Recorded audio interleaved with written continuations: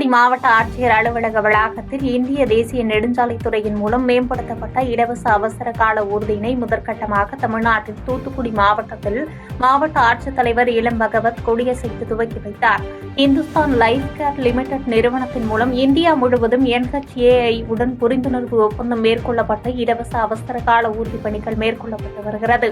அதன் தொடர்ச்சியாக மேம்படுத்தப்பட்ட இலவச அவசர கால ஊர்தியினை முதற்கட்டமாக தமிழ்நாட்டில் தூத்துக்குடி மாவட்டத்தில் தேசிய நெடுஞ்சாலையை பயன்படுத்துவோருக்காக செயல்படுத்தப்பட்டுள்ளது.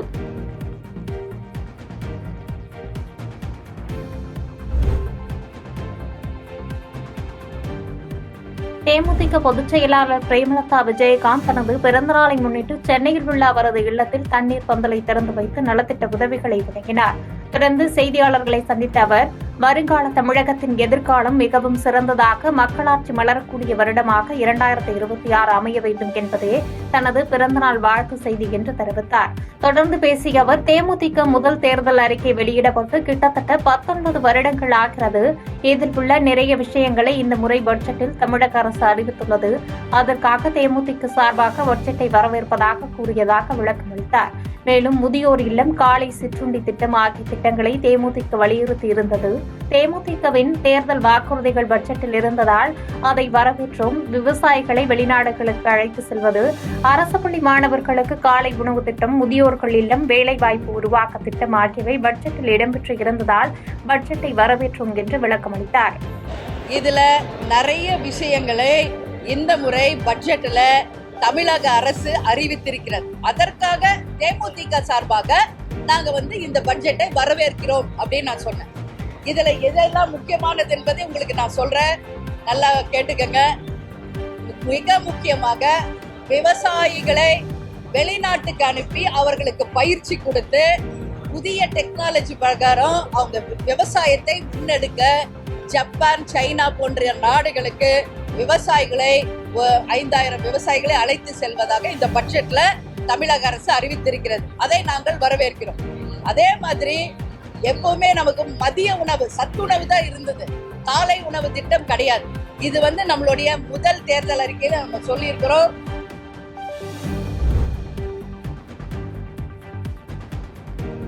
நெல்லையில் ஓய்வு பெற்ற உதவி காவல் ஆய்வாளர் கொலை வழக்கில் தொடர்புடையதாக கூறி அக்பர் ஷா, கார்த்திக் ஆகிய இருவர் நெல்லை மாவட்ட நீதிமன்றத்தில் சரணடைந்தனர். நெல்லை டவுன் பகுதியை சார்ந்தவர் ஜாகிர் ஹுசேன் பிஜிலி. இவர் காவல்துறையில் உதவி ஆய்வாளராக பணியாற்றி விருப்ப ஓய்வு பெற்றுள்ளார். இவர் நெல்லை டவுனில் உள்ள உர்தீன் சர்கான் தர்காவில் அறங்காவலராக செயல்பட்டு வந்துள்ளார். தர்கா அருகில் உள்ள 36 சென்ட் இடம் தொடர்பாக பல்வேறு பிரச்சனைகள் இருந்ததாக தெரிகிறது. நீதிமன்றத்தில் இது தொடர்பாக வழக்கு நிலுவையில் உள்ளதாகவும் கூறப்படுகிறது. இந்நிலையில் ரமணான் நோன்பை துவங்கிய ஜாகிர் ஹுசேன் இன்று காலை தொழுகைக்காக பள்ளிவாசலுக்கு சென்றுள்ளார். தொழுகை முடித்து இருசக்கர வாகனத்தில் வீடு திரும்பும் போது டவுன் காட்சி மண்டபம் அருகே 4 பேர் கொண்ட மர்ம கும்பல் வழிமறித்து அரிவாளால் வெட்டியுள்ளது. ரத்த வெள்ளத்தில் சம்பவ இடத்திலேயே சரிந்த அவர் பரிதாபமாக உயிரிழந்தார். நெல்லை டவுன் போலீசார் வழக்கு பதிவு செய்து விசாரணை நடத்தி வருகின்றனர்.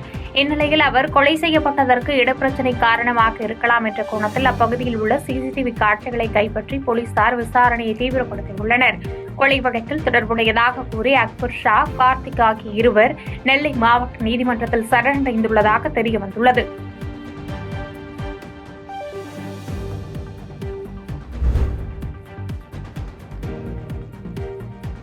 தாராபுரம் அருகே காட்டு நரி கடித்து 50,000 மதிப்புள்ள செம்மறி ஆடுகள் பலியானது விவசாயிகள் மத்தியில் சோகத்தை ஏற்படுத்தியுள்ளது. திருப்பூர் மாவட்டம் தாராபுரம் அருகே செம்பளையம் பகுதியில் கொள்ளுக்காட்டு தோட்டத்தில் வசித்து வருபவர் கந்தசாமி. இவர் குத்தகைக்கு எடுத்த தோட்டத்தில் பட்டி அமைத்து 20க்கும் மேற்பட்ட செம்மறி ஆடுகளை வளர்த்து வருகிறார். இந்நிலையில் இரவு பட்டிக்குள் நுழைந்த காட்டு நரி 8க்கும் மேற்பட்ட செம்மறி ஆடுகளை கடித்து குதறியது. 50,000 ரூபாய் மதிப்புள்ள செம்மறி ஆடுகளை காட்டு நரி கடித்து குதறியதாகவும் பாதிக்கப்பட்டவர்களுக்கு தமிழக அரசு நிவாரணம் வழங்க வேண்டும் என்று கோரிக்கை எழுந்துள்ளது. இந்நிலையில் இறந்த ஆடுகளை வனக்காப்பாளர் சுகன்யா, வனத்துறை அலுவலர் நாகராஜன் மற்றும் கால்நடை உதவி மருத்துவர் டாக்டர் மோகன்ராஜ் ஆடுகளை தாக்கிக் கொன்ற வனவிலங்குகள் குறித்து சோதனை மேற்கொண்டனர். மேலும் இது தொடர்பாக குண்டடம் போலீசார் வழக்கு பதிவு செய்து விசாரணை நடத்தி வருகின்றனர்.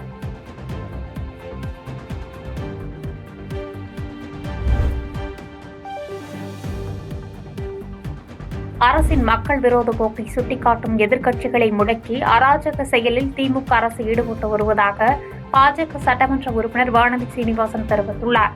சட்டப்பேரவை கூட்டத்தொடரில் கலந்து கொண்ட பின்பு தலைமைச் செயலகத்தில் செய்தியாளர்களை சந்தித்த பாஜக சட்டமன்ற உறுப்பினர் வானதி சீனிவாசன், டாஸ்மாக் நிறுவனத்தில் சுமார் ரூபாய் 1000 கோடி வரை ஊழல் நடைபெற்றுள்ளதாக அமலாக்கத்துறை வெளியிட்ட அறிக்கையின் அடிப்படையில் திமுக அரசை கண்டித்து பாஜக ஆர்ப்பாட்டம் நடத்த அறிவித்தது. ஆனால் நேற்று ஆர்ப்பாட்டம் நடத்த செல்லும் முன்பாகவே பாஜகவினரை கைது செய்தது கண்டிக்கத்தக்கது. திமுக அரசின் மீதான மக்களின் கோபத்தை பொறுத்துக் கொள்ள முடியாத அரசு இதுபோன்ற அராஜக போக்கை கையாளுகிறது என்று சாடினார்.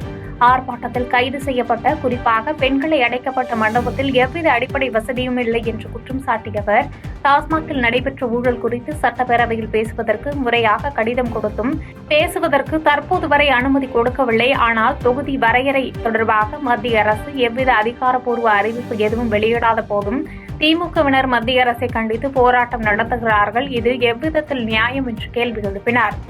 நான் 2 விதமான விஷயமா உங்களை பார்க்கிறேன். உங்ககிட்ட அதை சொல்லணும்னு விரும்புறேன்.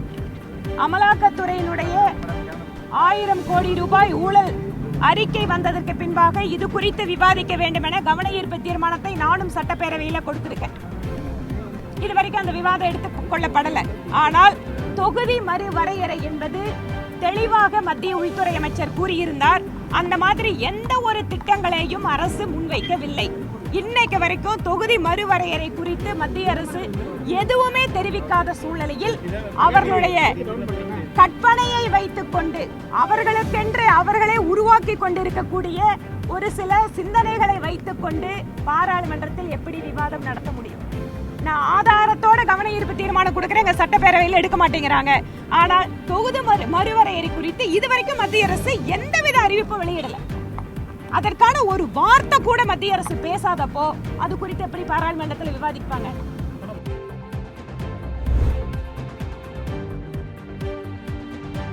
தென்காசி அருகே சட்டவிரோதமாக செயல்படும் செங்கல் சூளைகள் குறித்து புகார் அளித்த தன்னை சூளை உரிமையாளர்களிடம் அதிகாரிகள் காட்டிக் கொடுத்ததாக சமூக ஆர்வலர்கள் அளித்துள்ள குற்றச்சாட்டு பரபரப்பை ஏற்படுத்தியுள்ளது.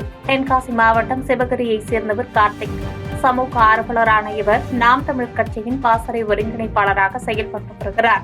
இந்நிலையில் சிவகிரி சுற்றுவட்டார பகுதியில் முறைகேடாக செங்கல் சூளை செயல்பட்டு வருவதாக அதிகாரிகளிடம் கார்த்திக் புகார் அளித்துள்ளார். இதுகுறித்து அரசு அதிகாரிகள் நடவடிக்கை எடுக்கப்படவில்லை என்று கூறப்படும் நிலையில் கார்த்திக் நீதிமன்றத்தை நாடியுள்ளார். இந்நிலையில் செங்கல் சூளையின் உரிமையாளர்கள் அடியாட்களை கொண்டு கார்த்திக்கை சரமாரியாக தாக்கியுள்ளனர். இதில் காயமடைந்த கார்த்திக் தென்காசி அரசு மருத்துவமனையில் சிகிச்சைக்காக அனுமதிக்கப்பட்டார். இதுகுறித்து பேசிய கார்த்திக், தான் அளித்த புகாரின் ரகசியங்களை காக்காமல் அரசு அதிகாரிகள் காட்டிக் கொடுத்ததால் தான் சூளை உரிமையாளர்கள் தன்னை தாக்கியதாக குற்றம் சாட்டினார்.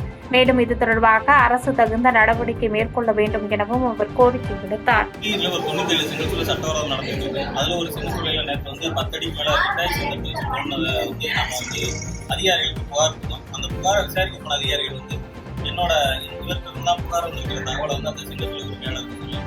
அவர் எம்எல்ஏ கொலைவெறி தடுத்து அந்த செங்கத்துல உரிமையாளர் கஜேந்திரன் விஸ்வநாதபுரி பாகம் 3 செங்கத்தில் வச்சிருக்காரு. அவரோட மர்மம் ஒரு வழக்கறிஞர் சதீஷ்.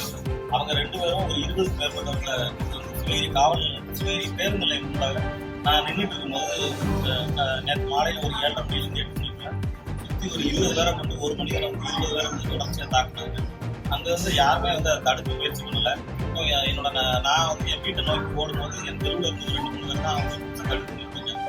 இப்போ இந்த மாதிரி சமூக ஆர்வலர்களுக்கு தொடர்ச்சியாக அச்சுறுத்தல் நடந்துட்டு இருக்கு. பார்த்தீங்கன்னா புதுக்கோட்டையில் கூட ஜவஹர்லிங்கில் ஒருத்தவரை கொலை பண்ணிட்டாங்க. இப்போ எங்களை மாதிரி ஆட்கள் இந்த மாதிரி நீங்கள் பாதுகாப்பு கொடுக்கணுன்றது என்னோட.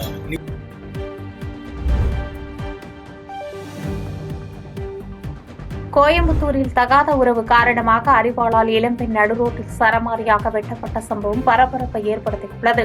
கோயம்புத்தூர் மாவட்டம் பொள்ளாச்சியை அடுத்த வளந்தாயமரம் பகுதியைச் சேர்ந்த தம்பதியினர் ரகுநாதன், அஸ்வதி. இவர்களுக்கு ஒரு பெண் குழந்தை இருக்கும் நிலையில் மீனாட்சிபுரம் அருகே தனியார் லாட்டரி கடையில் அஸ்வதி வேலை செய்து வந்துள்ளார். இந்நிலையில் அஸ்வதிக்கும் அவரது கணவர் ரகுநாதனுக்கும் அடிக்கடி பிரச்சனை ஏற்பட்டு வந்துள்ளது.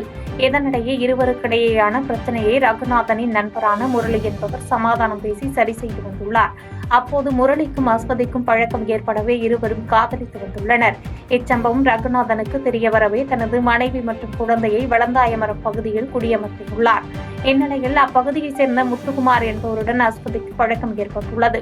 இருவருக்கும் இடையே காதல் மலர்ந்த நிலையில் ஒரே நேரத்தில் முரளி மற்றும் முத்துக்குமாரை அஸ்வதி காதலித்து வந்துள்ளார். இதுகுறித்து அறிந்த அஸ்வதியின் கணவர் ரகுநாதன் இச்சம்பவம் குறித்து காவல் நிலையத்தில் புகார் அளித்தார். புகாரின் அடிப்படையில் முரளி மற்றும் முத்துக்குமாரை காவல் நிலையத்திற்கு அழைத்து போலீசார் எச்சரித்து அனுப்பியுள்ளனர். இந்நிலையில் சம்பவத்தன்று காலையில் சாலையில் சென்று கொண்டிருந்த அஸ்வதியை இருசக்கர வாகனத்தில் வந்த முரளி அரிவாளால் தலை மற்றும் கைப்பகுதியில் வெட்டிவிட்டு அங்கிருந்து தப்பி ஓடியுள்ளார். இதையடுத்து அருகில் இருந்தவர்கள் அஸ்வதியை மீட்டு மருத்துவமனையில் அனுமதித்த நிலையில் போலீசார் இச்சம்பவம் குறித்து விசாரித்து வருகின்றனர்.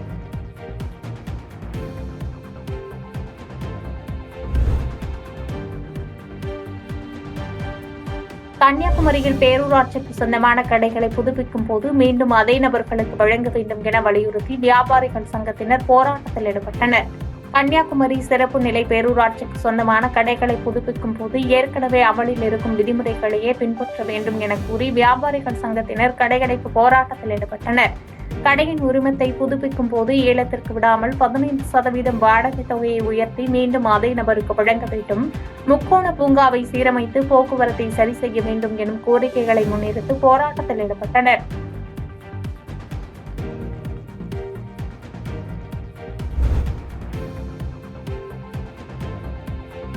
உதகையில் 127வது மலர் கண்காட்சி மே மாதம் 16ஆம் தேதி தொடங்கும் என மாவட்ட ஆட்சித்தலைவர் லட்சுமி பவ்யா தண்ணீர் தெரிவித்துள்ளார். இது தொடர்பாக செய்தியாளர்களை சந்தித்து பேசிய அவர், கோடை விழாவின் முதல் நிகழ்வான காய்கறி கண்காட்சி நேரு பூங்காவில் மே மாதம் 3ஆம் தேதி தொடங்கி 2 நாட்கள் நடைபெறும் எனவும், அதனைத் தொடர்ந்து கூடலூரில் வாசனை திரவிய கண்காட்சி மே மாதம் 9ஆம் தேதி தொடங்கி 11ஆம் தேதி வரை நடைபெறும் எனவும் தெரிவித்தார். மேலும் ரோஜா கண்காட்சி மே 10ஆம் தேதியும் பழக்கண்காட்சி மே 23ஆம் தேதியும் நடைபெறும் என கூறினார். தொடர்ந்து நடப்பாண்டில் சிறப்பம்சமாக முதல் முறையாக குன்னூர் காட்டேரி பூங்காவில் மலைப்பயிர் கண்காட்சி நடைபெறும் எனவும், இந்நிகழ்ச்சி மே 30ஆம் தேதி தொடங்கி ஜூன் 1ஆம் தேதி வரை நடைபெறும் எனவும் தெரிவித்தார். ஹார்டிகல்ச்சர் டிபார்ட்மெண்ட் சார்பாக நம்ம இந்த வருஷம் டோட்டலா 6 ஷோ பண்ண போறோம். 13வது வெஜிடபிள் ஷோ, இது நமக்கு மே 3, 4 தேதி 2 நாள். 11வது ஸ்பைசஸ் ஷோ, இது மே 9, 10, 11 3 நாள். 20வது ரோஸ் ஷோ, இது மே 10, 11, 12 3 நாள். 127வது ஃப்ளவர் ஷோ, இது 6 நாள். மே 16, 17, 18, 19, 20, 21ஆம் தேதி. 65வது ஃப்ரூட் ஷோ, இது 3 நாள். May 23, 24, 25. And first time plantation show Kattery பார்க்கில் பண்ண போகிறோம். அது மே 30, 31 அண்ட் ஜூன் 1. இந்த 6 ஷோ இப்போ இந்த வருஷம் பண்ண போகிறோம்.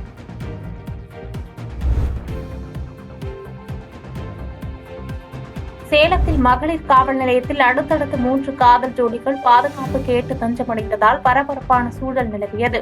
சேலம் மாவட்டம் ஓமலூர் அனைத்து மகளிர் காவல் நிலையத்தில் சம்பவத்தன்று இரவு 3 காதல் ஜோடிகள் திருமணம் செய்து கொண்டு பாதுகாப்பு வேண்டி தஞ்சமடைந்தனர். அவர்களைத் தொடர்ந்து காதல் ஜோடிகளின் பெற்றோர்களும் காவல் நிலையத்தில் குவிந்ததால் பரபரப்பான சூழல் நிலவியது. இதில் பூசாரிப்பட்டியை சேர்ந்த காதல் ஜோடி பெற்றோர் சம்மதத்துடன் மீண்டும் திருமணம் செய்து கொள்வதாக கூறி தனித்தனியாக பெற்றோருடன் சென்றனர். இதனைத் தொடர்ந்து டேனிஸ்பேட்டை காதல் ஜோடியை இருதரப்பு பெற்றோர்களும் ஏற்றுக்கொள்வதாக கூறி அவர்களை அழைத்து சென்றனர். இதையடுத்து பெரிய சோரகையை சேர்ந்த காதல் ஜோடியின் பெண் வீட்டார் தங்கள் மகளின் பெயரில் இருக்கும் சொத்தை எழுதி கொடுக்குமாறு வாக்குவாதம் மேற்கொண்டனர். இதனையடுத்து காவலர்கள் தலையிட்டு சொத்து விவகாரம் இங்கு பேசக்கூடாது என அறிவுறுத்தி காதல் ஜோடியினரை மாப்பிள்ளை வீட்டாருடன் அனுப்பி வைத்தனர். பாதகம் செய்பவரை கண்டால் நாம் பயம் கொள்ளலாகாது பாப்பா. மோதி மிதித்து விடு பாப்பா, அவர் முகத்தில் உமிழ்ந்து விடு பாப்பா. அண்மை செய்திகளை உடனுக்குடன் தெரிந்து கொள்ள இணைந்திருங்கள் எம் நாடு தொலைக்காட்சியுடன்.